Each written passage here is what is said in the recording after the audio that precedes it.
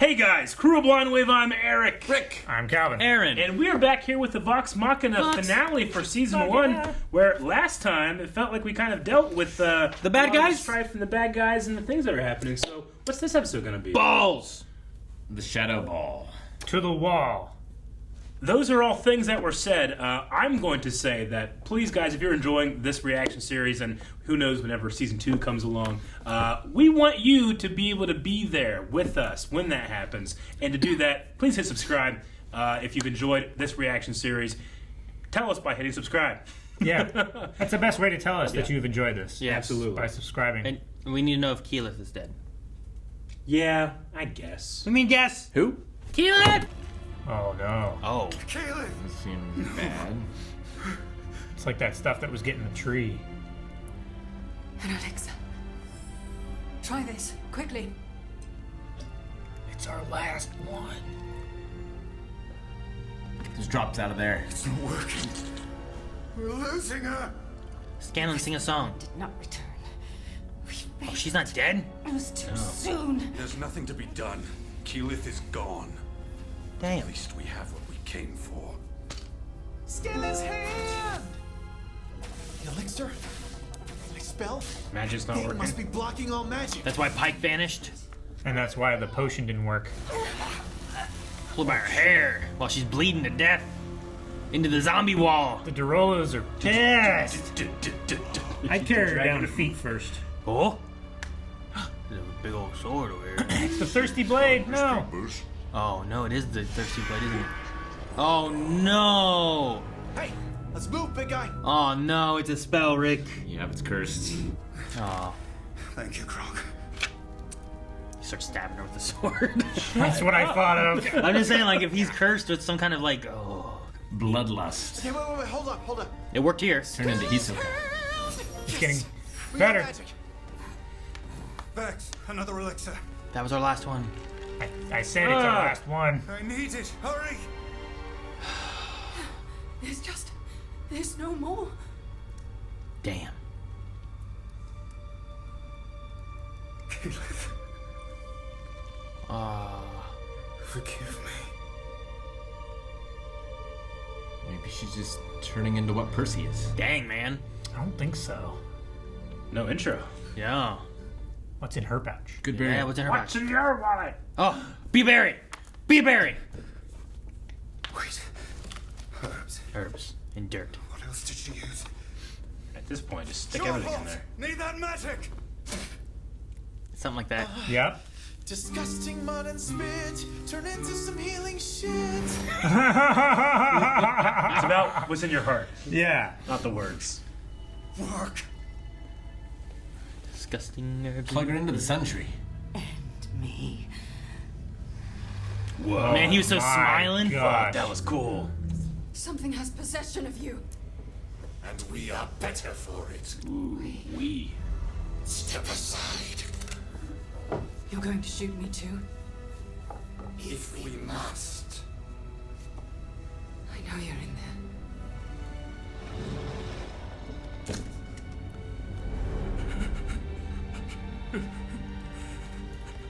It's all right. Oh, shoot. You can't! I don't know what else to do. Oh. Oh my gosh. Is he gonna escape? Oh, wow. No, do not like. Everyone get back. He's got a magic sword now. Wow.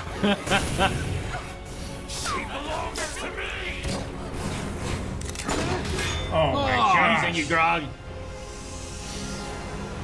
Shall I take over? No! I'm afraid I must. Percy!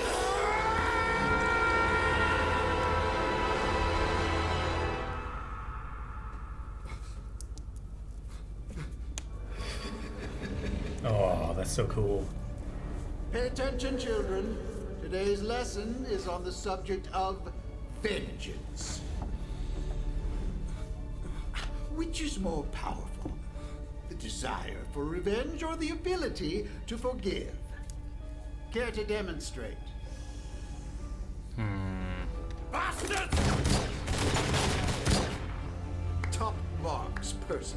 I'll kill you. You're giving in? Oh, Goody. Now I get to use my new toy. Wait, Grog, you can't! I was only gonna chop him a little. Let her go! Cassandra! Cast sleep. Cassandra! oh man. Yeah. I like the manipulation of what he's seeing to what's Yeah. really happening. Yeah. Gonna see their death. Oh my gosh. Not again! I won't let you take them! So we just wait for him to kill us? I'd like to say we wait out, He has run to out of reload ammo, but I don't think that happens. He has to reload eventually, Never mind. unless the demonic power is somehow like. Rearming it. Yeah. Yeah. Oh! Braces. He has to forgive. Oh, God. Ooh. Oh! Fuck that bird. Got him. Man, it keeps getting like bigger and bigger. He's feeding it. Yeah, Scanlan's hand, punch in the face. What are you doing to me? Giving you what you wanted, Percy. Who are you? You know exactly who I am. You summoned me. Your torment and thirst for revenge Oh, this is called cool. me to your side. Oh, Unspoken partnership. has the gun never actually worked, and it's just been a demonic thing this whole time? Forged in iron and smoke. And hatred. Oh, that's so cool.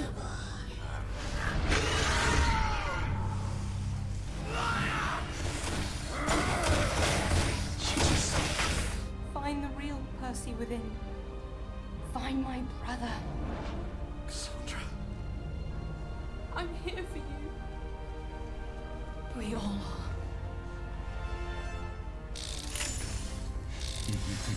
Oh man, there's names for everybody. Yeah. You did this to me! And you'll pay! Keeps pushing the revenge more and more. You know who to trust, Percy. Yes, I do.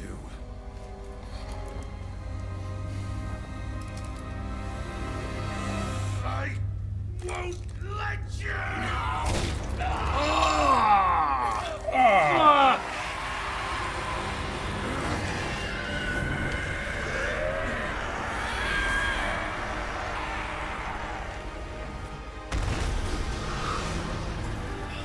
Seem to have left. Yeah? Perhaps. Is there like a seal in his hand or something? Oh, it's in the gun now. Gun. Percy, say something. Is it you? I'm afraid so. Well, Or he just needed the pain to be able to snap out of it? Maybe. thank you for not dying. Yeah, you're welcome. Losing one's family is a wound that cannot be mended. At least he saw the sunlight one last time. I knew we saved the wrong Derolo. But it matters not. The Whispered One will finish what we began. And when he returns, cities will fall. Titans will rise. Rivers will flow with the blood of... Oh, Good. dang. Good. I wanted someone to do it, not Percy.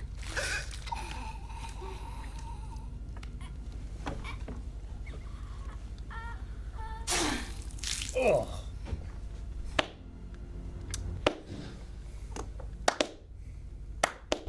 Is this cool runnings? I'm glad you forgave her, brother. But I could not. Not so much about forgiving, about stopping these clearly evil plans. Just threw a body in the acid. Good. That's good. Do you take the gun? Throw it in too. I don't think so, buddy. Regardless of its origin, it can still prove to be an effective weapon. What? Are you forgetting the smoke? And the whole I'm insane with vengeance thing? The demon is gone, Scanlan. The curse is lifted. Looked to me like it went back in the gun. Yeah. Maybe you're... Nah. I love you, Scanlan. That was the right call. Bloody bloody long it will take me to make enough. Oh, shit. Yeah. Thanks, Scanlan. I'll be damned. I'll be damned. Thank you, Scanlan.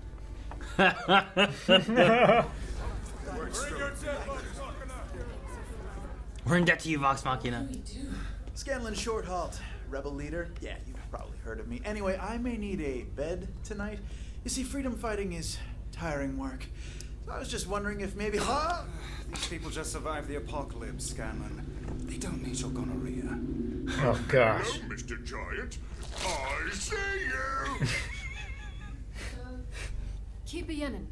Did any of you see a woman named Ripley flee from the palace? Oh, yeah, Tattered Ripley. clothes, missing hand, total sociopath. I'm afraid not. Oh, hey, what about that thing at the top of the zipper twat? The, spinning orb of death? From what you told me, it must be connected to something beyond the veil. One of our holy men already went to investigate it. Oh no. Well. You're getting spaghettified! Oh my Maybe god. it is more of an annihilation. Could be. It just doesn't have the Little- range it's a I would black hole. expect.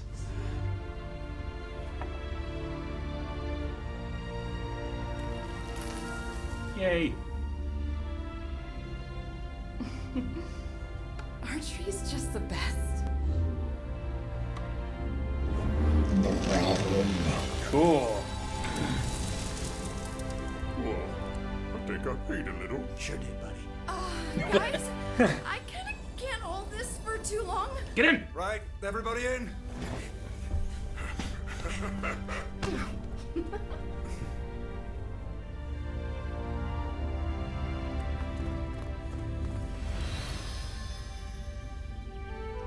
There's their keep. Their place looks pretty. He's spinning some shit holes. Oh, interesting. Cool. Is that the amplifying stone? I think so. Residuum? Hate doors. I got you, buddies. Hey. Oh, thanks, Mikey. Okay, I can't really breathe, so... My masterpiece is complete! Song? Epic story of our adventure. The dragon, the vampires, the Cyclops I vanquished. What Cyclops? Oh yeah, I may have taken some artistic license. Oh, okay. Wonderful, Scanlan. Looking forward to reading it. Read it. This tale is far too great for a lousy book. No, our legend shall be told in song. Yes! Sit down, my friends, and I'll start rocking ya with the epic legend of Vox Machina. Oh, yeah. Excellent timing, Jarrett. The Sovereign has summoned you to the cloud top. Looking sharp, Gilmore, as always. Oh, this old thing. Ops its own call. That's cool. Vox Machina saved us from this. Okay. Yeah. I hereby renounce the throne and cede the government to the Council of Taldori. Huh. In addition to the council members you already know, we will be adding a few Oh others. no, is there another dragon? Specifically, pillars of the community who have held up. Oh dear. Season 2? Is there a dragon coming? Yeah. Yeah, there is. Gods above us. Oh dear. How many heads is that? That's Wait, a is there another one few. behind it? That's Yep. a A few. whole wing of them. They're real angry you killed. Oh my gosh. The other 4.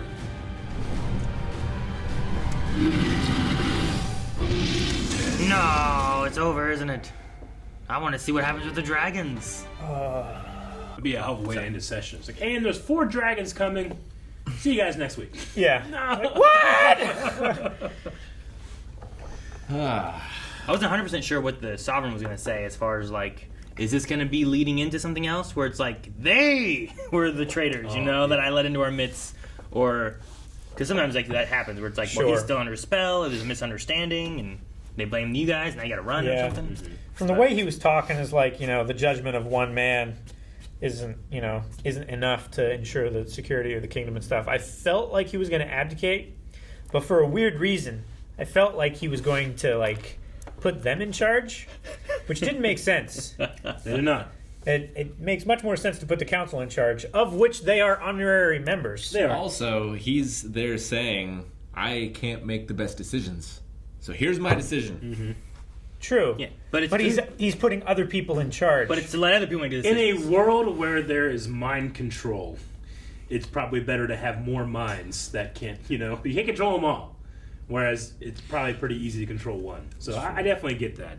Instead of him picking the people, let the people pick the people. Well, there is a ending here where people are like, well, you know what? War! They start killing each other because of a power vacuum. But no, I get you. Like, you need to design how that government works if there's no king. Well, the council is already kind of in charge. Get you, yeah. But now they're actually, like, as a committee, making the decisions and executing them. Yeah, it's like the Roman Senate, right? Yeah. It's like they existed, but did have all the power. And then they lost it, and then they got it again. But he's not a figurehead like, the Queen of England is right now, where they don't have any real power. They just have a big house, a lot of money, I guess. But prestige. Prestige. Lineage. All right, well, we dealt with the demon. I didn't know if it was something that was going to linger because we did see it go back into the gun. I'm like, oh, okay, maybe this will be something that sticks around a bit. Sure. But nope. I thought it could have been something where it's like, we appeased it for now, but it will kind of start to resurface in the future kind of thing. You didn't fully get rid of it, so you got to find some other way to actually get rid of it. Like, you've beaten it for the time, but not defeated it. It's like putting the nine-tailed fox locked inside. Yeah. Sure. Like, it's going to resurface again in the future. But it seems but like I love that Scanlan threw it in there, and I love the way it had it, like, acid, like, trying to come back out, but the gun has been destroyed. No, so it's like gone. the gun was like a totem with that deal. So it was tied to it, which he couldn't get it to work when he was making it. So I like that it, like, finished the work for him, but in a monkey's paw way. Sure. That was cool. And I love the design. I love the visuals. Yeah. Some of the best visuals the show's had. I mean, last season had great fights. Last episode had great fights, but this one had great art direction. Sure. The visuals, I really liked it. I like the way the clouded monster, like, how it kept slowly getting more shape as it went on. And, like, bigger and then behind him. I did like the transitions between, like, showing what the demon is showing Percy to what is really happening. So, like, he's like there and he's looking at them shooting, and then you cut over and he's actually looking at them shooting, and he's like tricking his mind into doing what he wanted to do until he can get control of it. I was just hoping and praying. I'm like, I understand Percy can't make this kill, but one of them should. Don't let that girl go. Yeah. Forgiveness is. Yeah, they already let Ripley go. Yeah. Like, they need to make sure and kill her. Sure. That was the only thing I felt like either I wanted more of their backstory, or I didn't need the backstory that they gave for the villains, for the Briarwoods. Like, showing him, like, dying and having to go and turn into a vampire and stuff like that too. I was like, I kind of wanted more to where I understood them better, or I just didn't need that because I already understood he was a vampire and they were bad. You know what I mean? I guess, like, I understand now that, like, she did anything she could for the person that she loved. Sure. Like, I didn't know that without the backstory. I mean, I suppose. I feel like I would have gotten that from her saying that here at the end. But it makes it makes a bit more. Right? I didn't feel like it. It makes a bit more sense, I think, with their plot to, like, destroy the planet. Like, normally you don't wake up one day and think, I think a really fulfilling life path for me would be to destroy the planet. Normally it's some other force guiding them towards that. Sure. I don't think we got that either, though. That's the thing. Like, I would have liked more to see, like they didn't seem like they were necessarily bad there, right? But maybe they were. But I don't know that. And if they were good, why do they go the way of the Whispered One to decide it would have destroy been the world? You know what I mean? Like, yeah, either don't have it, or if you do have it, show it as a dark reflection of what is going to happen to Percy. Maybe, yeah. Right? Like, I would like to have seen, like, I feel like their story where I would have understood them better and been like, I get the path that they're on better. Or were they just supposed to be like, okay, well, they love each other and they're bad? I don't know. It just... I mean, they will do anything. Didn't feel like it was... She would, like, go to any depth to bring him back to life, and when they did that, that's the cost is their soul, pretty much, right? And now they have to pay that cost. Is that what it was? Is it anything else? I don't know. Like, I don't feel like they showed or told us that. No, I think that it's heavily implied. They did when they said, like, you know, I did this for you, and now we will do the bidding of the Whispered One. Which was what? I don't know. Like, Which was to open the portal and bring him back to this And maybe plane. some of that there is, like, I understand more of it in the future.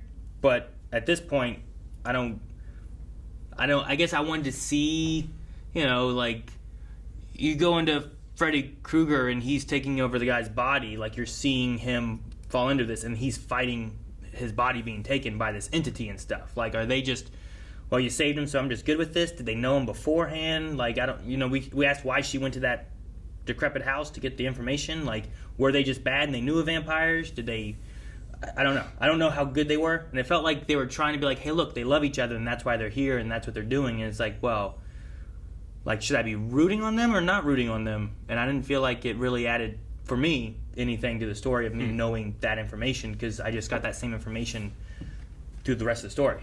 Like, that one flashback just seems to not really do anything for me. Just have to agree to disagree, I guess. What did the flashback do for you? It showed how desperate she was to save this person that she loved, and that's what destroyed her. It was destroyed her soul. Like, she set down this path with the best intentions of trying to save her loved one, but like, regardless of it how was good or corrupted bad by she an was, evil. regardless of how good or bad she was in the beginning, she made those choices, and is, in my opinion, deserving of being stabbed in the neck. Sure. I guess Like, those are the consequences. I guess that's my problem. Sure. Is I want to be able to understand her and also be able to sympathize with her a little bit as a villain. Of, like, I see where they're at, versus, like, you're just bad and you're a bad person. You should just stab in the neck. I don't know what. Like, I like villains where it's like I can understand that villain. And this one, I don't feel. So like you don't understand understand why she. I feel like she's just bad, and we should stab her in the neck. I mean, she made really terrible choices for the person that she loved, right? Like, it's implied that she needs to save this person, so now to do it, she has to be under control and in the agenda of the Whispered One.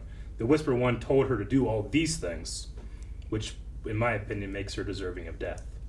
Yeah. Did the Whispered One tell her anything in the background? Yeah, she said she was, like, they were, like, the Whispered One sent them to Whitestone. Like, they were trying to torture out the secret. I get at the end here, she's like, oh, the Whispered One. Yeah, But, she like, said it, like, 2 episodes ago. in the flashback, in the flashback, there was nothing really about the Whispered One. It was just showed up and it saved him. And it's like, are they just being controlled, or it's just supposed to be like, thank you for saving him, I'll do your bidding? I think that's the cost of doing it, yeah. So it's like you have to? You're I think so, controlled? yeah. I don't think you're controlled. You're That's what I was wondering. I mean, it's still her will to do it. Well- She's just, you're, like, I don't, you know, if I take a loan, it's not like, well, now it's out of my control if I pay it back or not. Like, I could not pay it back, but there's going to be consequences. I mean, she sounded grateful here. So, like, she wanted to do it because it did this thing for her. Sure. And I'm sure, like, if she just got her husband back to life and then said, no, fuck you, I'm going to do my own thing, the Whispered One would just take the gift away. Yeah. Right? I'm not saying it's, like, the most developed villain I've ever seen in my life. No. But that didn't No. feel like I wasted any time with that scene or anything. I guess I would rather it feel more like I don't want to see the point of getting to Darth Vader, you know? Like, I want to be like, no, don't do this. Why? All right, I know it has to happen, but I don't want it to happen. You know, like, here it was just, all right, well, she loves him. I knew she loved him. Yeah. Now I know why he's a more vampire. motivation than just, like, I'm a bad person.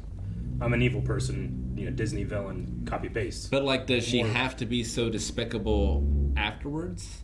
Like Percy made a similar deal, and he kills things for revenge and feeds souls to this. Yeah. But, like, they're torturing the people of Whitestone. Mm-hmm.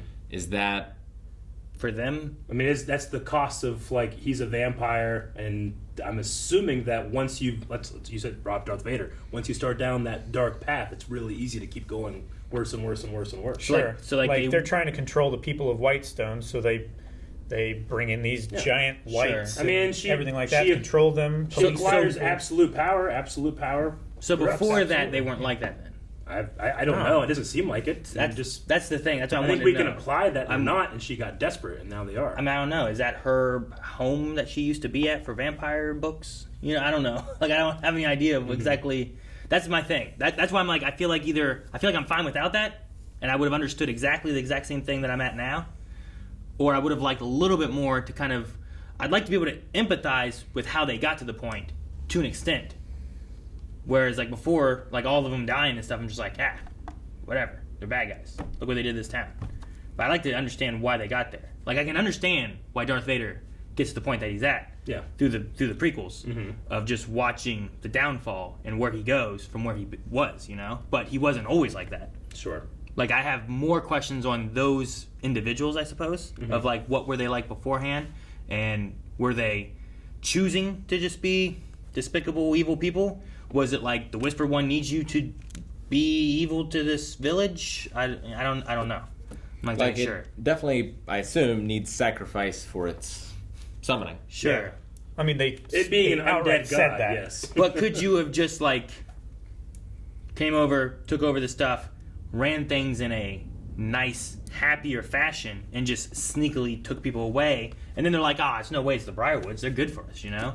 I would imagine that him being a vampire, like that's just like now part of him, like part of the cost of bringing him back is that he delights in those things, and it probably becomes something that they both delight in. I mean, that's the cost of turning your loved one who should have died into. Those are all the assumptions we can make. Yeah, that's my problem with that. Is Gotcha. like I feel like I just have to guess why they are how they are, as opposed to either having some information as to what they were, or I can just be like, they're just bad guys, and I didn't need I really loved them, so I had to make them a vampire kind of thing, you know? All right. No, I don't know. I can't see it, but I think they were set on this path, and they chose their methods to achieve those goals. Like they came in acting as allies towards the Derolos, but then when like their plans of getting the mine and the refinery and stuff wasn't going their way, then they just took power, and the people were upset because they took the throne from the Derolos, so they had to control the people more.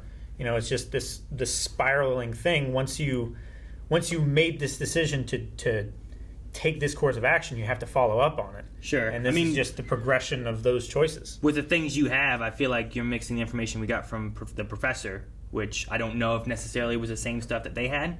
And I also don't know, it felt like from the story they gave us, they came in under the guise of X and then just killed them all and took over. I mean, that's as opposed that's to like the story having, that Percy told us. As opposed to having like a time frame of like, here's what we're going to do for you, and here's how we're going to help, and over the next year it doesn't work out and we kill you. You know what I mean? So, and also I'm not 100% sure. But yeah, that's what I was told. So that's kind of what I was going with. You know? That's what I was going with as well. Well, yeah, but Professor Andrews was the one who wanted to have the mining things and all that kind of stuff, which I don't know that his stuff was necessarily tied to the Briarwoods. It might have been separate. But because his wants and the Briarwoods aligned, they joined forces otherwise. But I don't know. I'm not sure.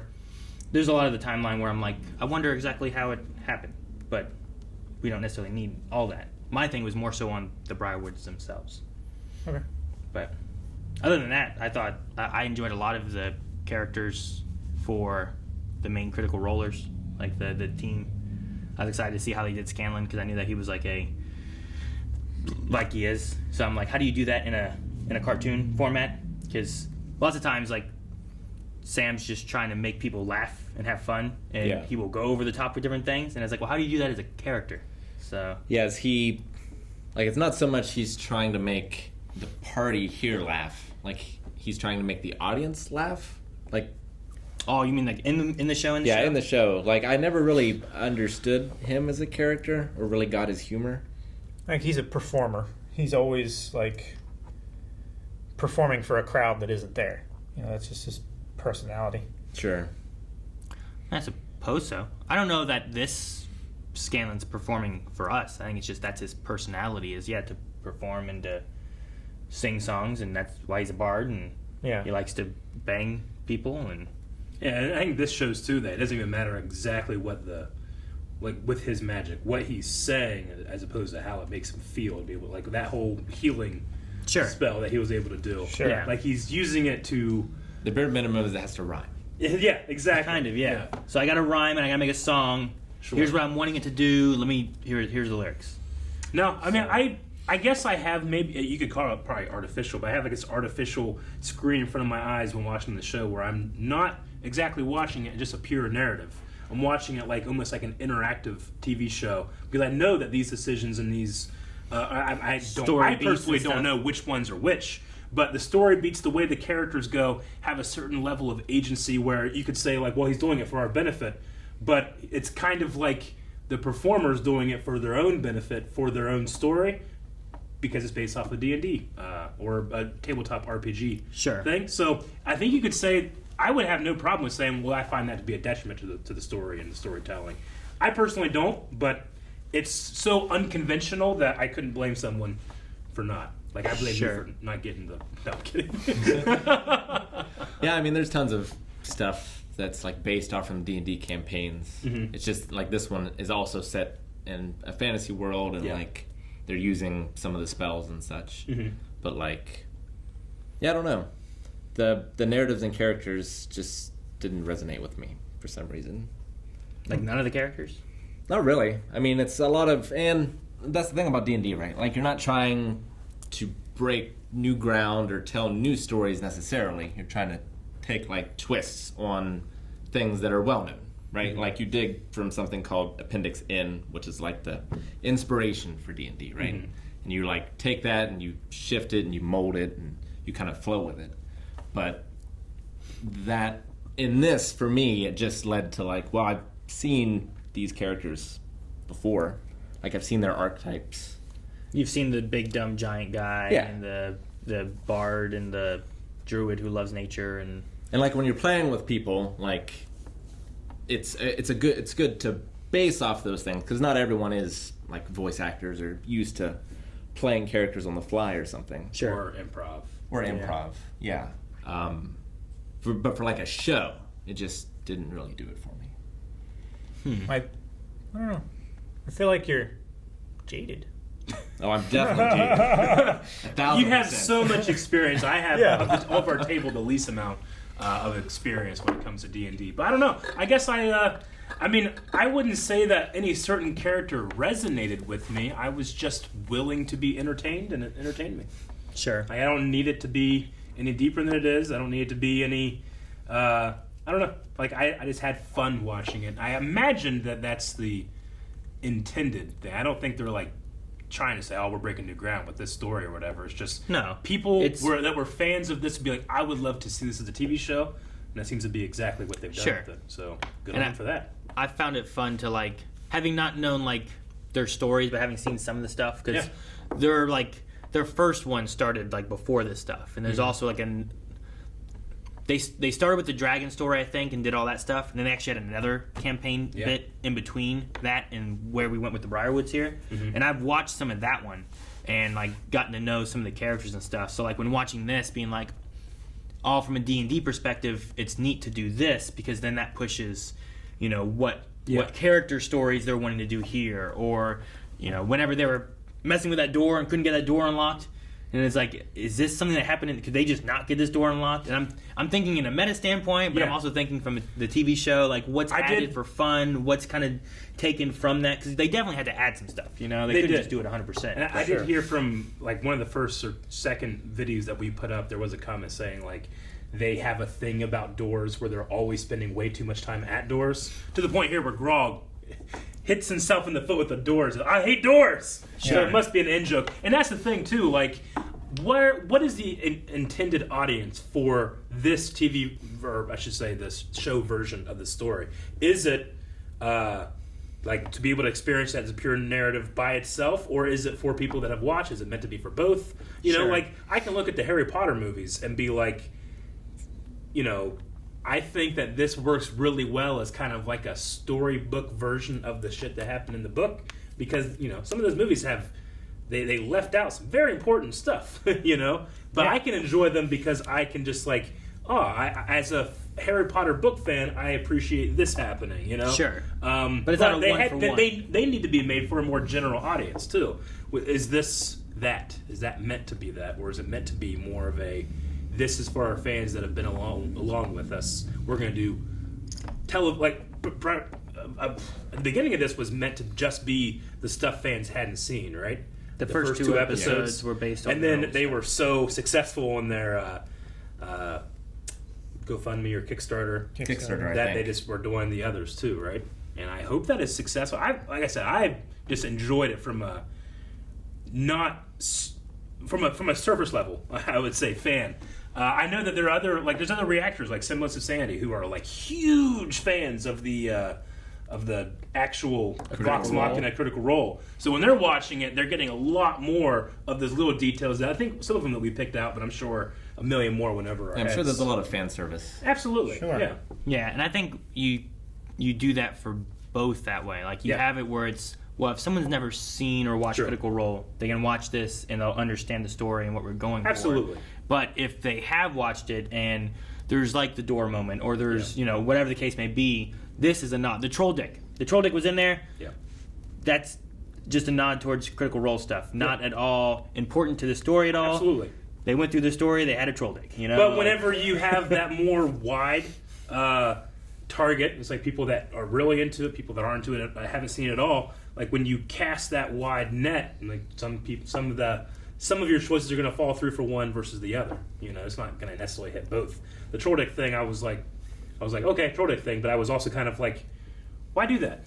But if it's now, I understand. Oh, that's a thing. Yeah. It's just a nod to like a moment that they had. Like when I watch The Mandalorian or Book of Boba Fett and I freak out, like, oh my god, this is happening. Most people, not most, but some fans that aren't as into Star Wars as we are will be like, why are they so excited?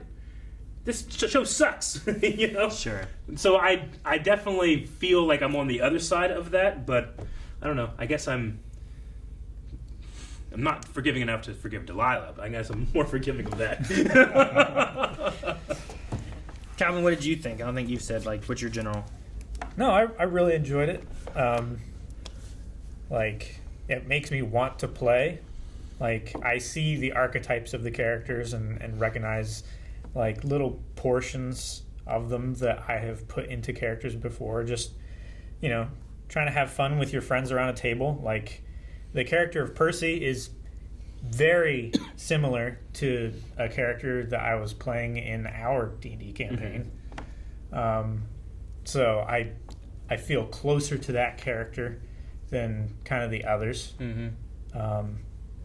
Just for the sake of wanting to see where that character could have taken me. As far as the joking and the meta aspect of it, it's, I don't know, it's not really meant to be taken super seriously as a dramatic piece. It's a adaptation of something that already happened and was meant to be taken in by a certain group of people, people who would enjoy that kind of media. And I think it did that very well. I enjoyed it from I haven't seen any Critical Role stuff, and just jumping in episode 1, I thought it was great. It was really enjoyable. I got a feel for the characters and the people playing those characters. And as far as the world goes, like you said, I've seen those stories a bunch of times. There's only variations on those stories. I think the variations that we saw were decent enough to let the characters play in that playground. I really enjoyed it. Sure. I wonder if it's done with the intention of being and now that you've seen season 1 and you wanted to continue the story with Vox Machina with Critical Role, start from this episode, and you've skipped 70 episodes or something like that. Maybe, yeah. So kind of like when we do highlights on our channel of our very long 3-hour video games. It's well, technically you could watch the highlights that are a half hour long and catch up for the next stream. I wonder if there's an element of that. Yeah, this is the super abridged. Yeah, super abridged highlight moments, but done in a narrative way where you don't feel like you've missed huge portions. And it's a dream come true for a DM or players to have your campaign done like this. Yeah, I would love to have our campaign done like this. And that would be that's great. just so cool.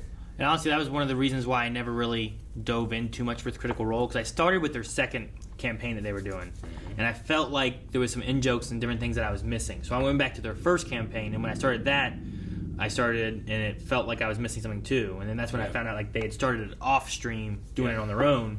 So then here, having that Tal'Dorei dragon story bit and everything, I'm like, oh, well, I've seen that. Now if I start from that point again, I kind of have a better idea of what they did and how they got here to continue their story, you know? I truly, like, especially their actual gameplay online, like, I wish them nothing but success because somehow they're pulling off long form content that it doesn't refresh, that doesn't start at episode 1. Sure. And it's like succeeding, and everything else online is going the other way. Typically that's not how it works. Yeah. So I encourage that. Yeah, it's a lot better than, like, you know, constantly doing 2-minute TikTok D&D, you know?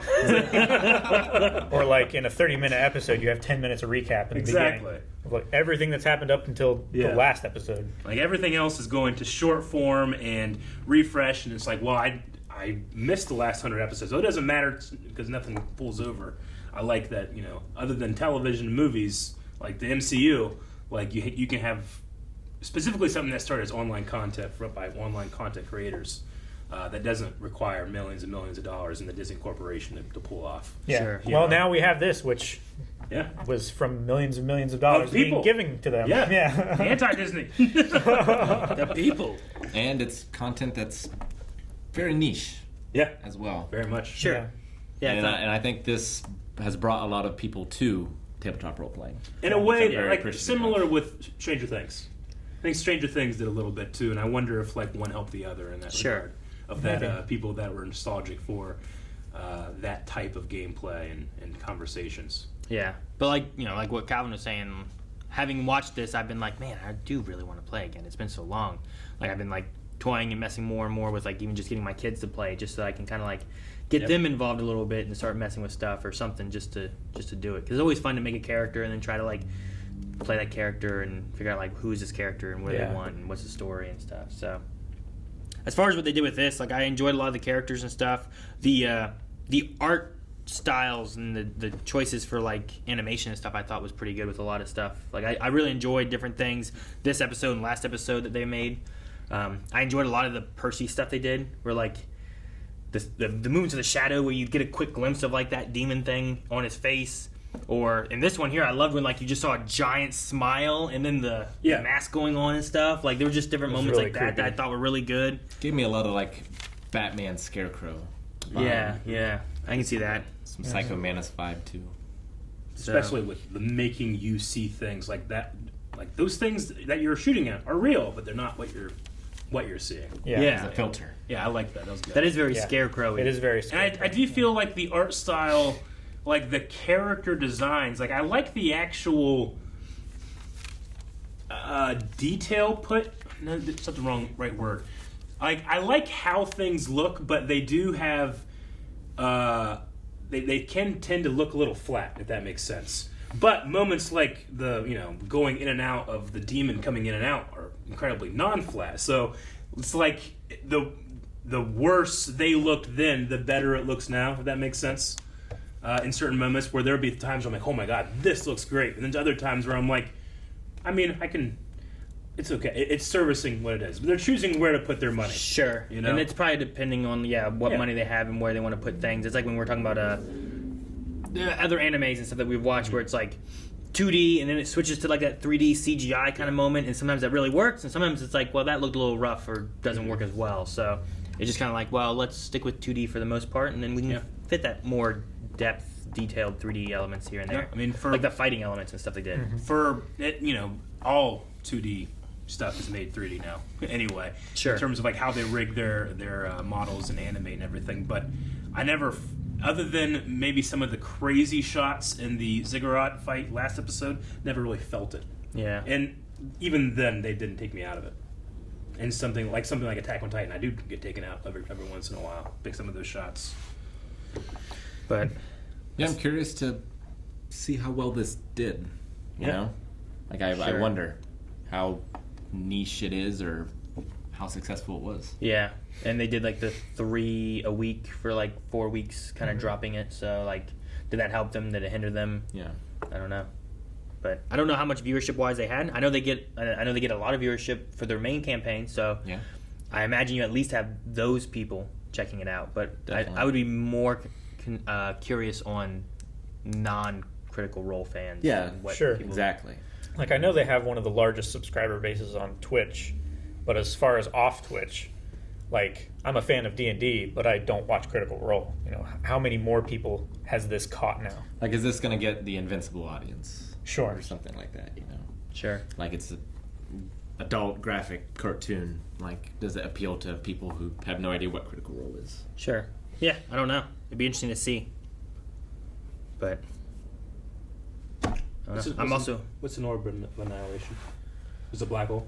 Pretty much. Yeah, it's real bad. Real bad. Yeah. Yeah. Although it doesn't normally turn off magic, I don't think so. It could be something else. It could be something else. Yeah. Gotcha. Sure. And it doesn't really have anything to do with Vecna necessarily either.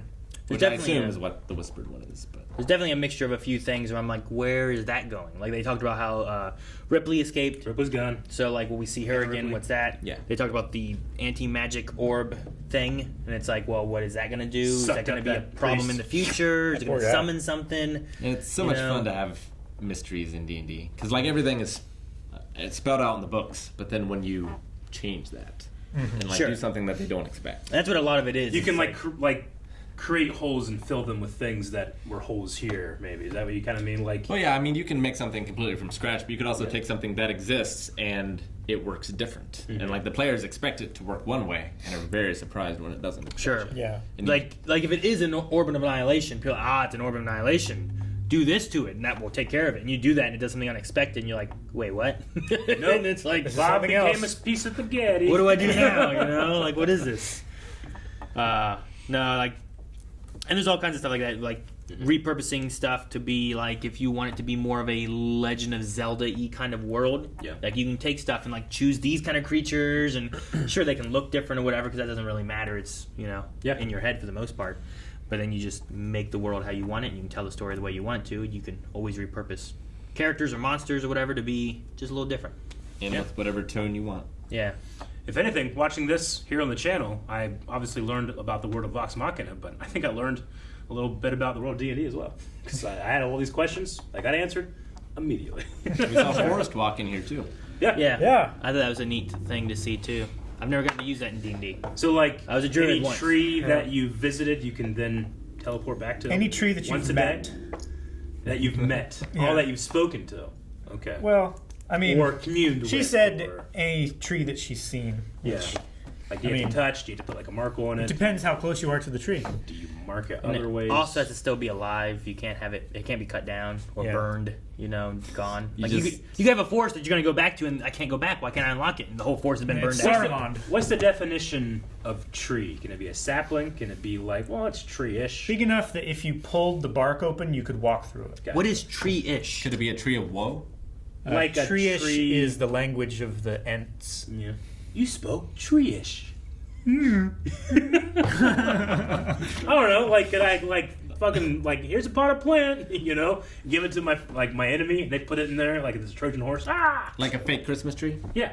A fake Christmas tree. Aaron would burn that anyway. Yeah, he hates Christmas.